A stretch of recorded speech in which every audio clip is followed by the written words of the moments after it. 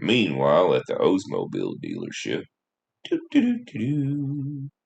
On today's episode of The Wretched Rich, does George have what it takes to make the sale? Does he know how to talk to his customers and make them feel great about themselves and their purchase? Let's find out. We'll go through a whole plethora of examples, all acted out by GM's greatest actors and actresses. That's right, ladies and gentlemen. After watching this video, you'll be able to go through any scenario and sell a car no matter what. And if you act now, you'll be able to sell them two cars, not one, but two. If you like this kind of silly content or just like old retro videos, well, please like and subscribe, and I thank you for watching. The professional approach to a sale begins the moment a prospective customer walks into the dealership. Let's look at some examples and see what can happen.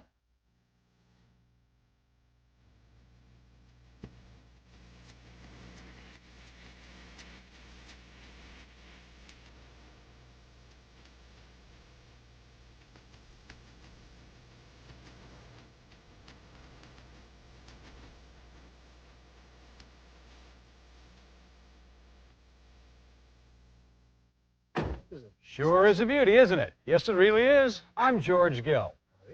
That Delta 88 of yours appears to be in really great shape. Did you buy it here, Mr. Cross, Herman Cross. This is my wife, Martha. How are you, Mrs. Cross? I was just admiring your car. Did you buy it here? No, my husband bought it when we were home, after his retirement. Why, that was almost 6 years ago. And, you know, it still rides just as beautifully as it did many years ago. I'll bet it does. That's Olds quality for you. I guess you want to trade it in on a new Delta 88. This 1985 Delta 88 is a quality car. A lot of great features that have been added since you bought your last one. Here, Mr. Cross, take a look at some of these. Well, George didn't get off to a very good start. He also has not made a good friend of Mrs. Cross.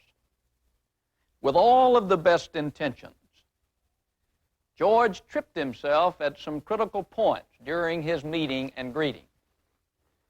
It is not accidental that the first step in the road to a sale is called meeting and greeting. George missed his chance right at the beginning.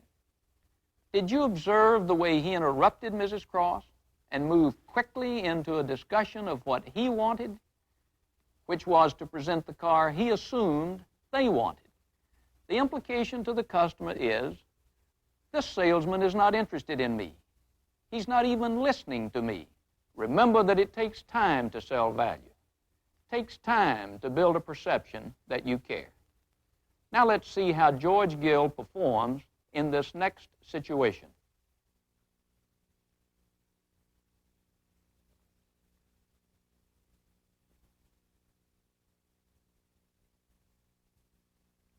Good afternoon. Welcome to Hometown Motors. I'm George Gill. Can I help you? Thank you.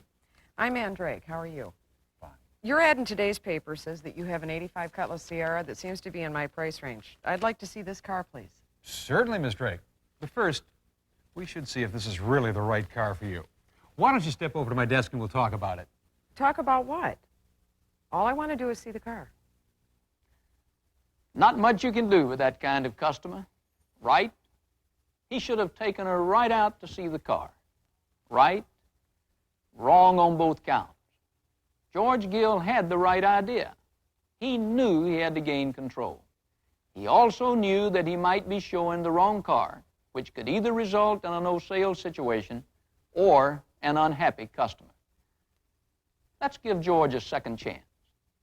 We'll let him change just a couple of words and see what a difference they make.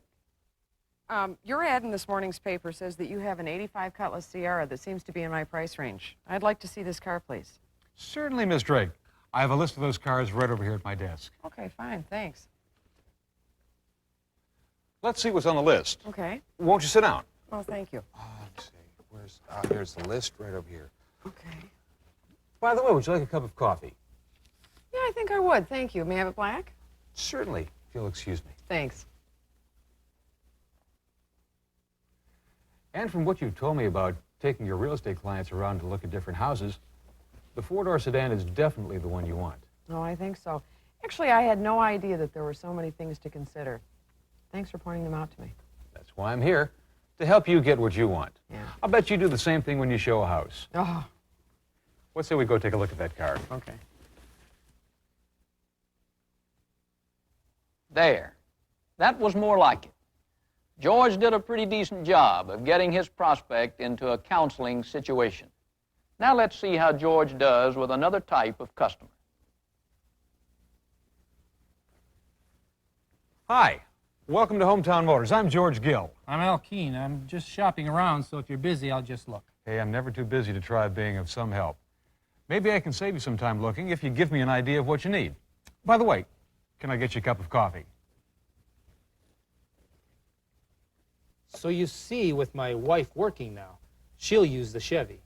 I've done pretty well as a manufacturer's rep, but I'm out in all kinds of weather, winter and summer, and I have to lug my samples all over the state. I want a comfortable car I can depend on. Well, Al, I think you could make good use of the automatic cruise control if you do that much driving. The power trunk lock release option is really handy in bad weather if you have to get those samples out of a trunk in a hurry. Probably want the optional pulse wipers. Of course, all of our Oldsmobiles are equipped with standard steel-belted all-season tires. You ought to have front-wheel drive, too. So what do you think you'd like to see? Well, what have you got with all those features? Well, I've got a 98 Regency or a nice Cutlass Sierra. Or maybe you'd like a Calais or a Tornado. Maybe even a Forenza. Which would you like me to show you? Well, George has a problem here. He actually did a good job of gathering data in a relaxed, informal manner. Then, when he had a golden opportunity to say, "Come with me, Al, I have just what you're looking for," he completely confused the prospect. And if you're feeling completely confused, you're not alone. That's what happens when you watch videos like this. Thanks for watching.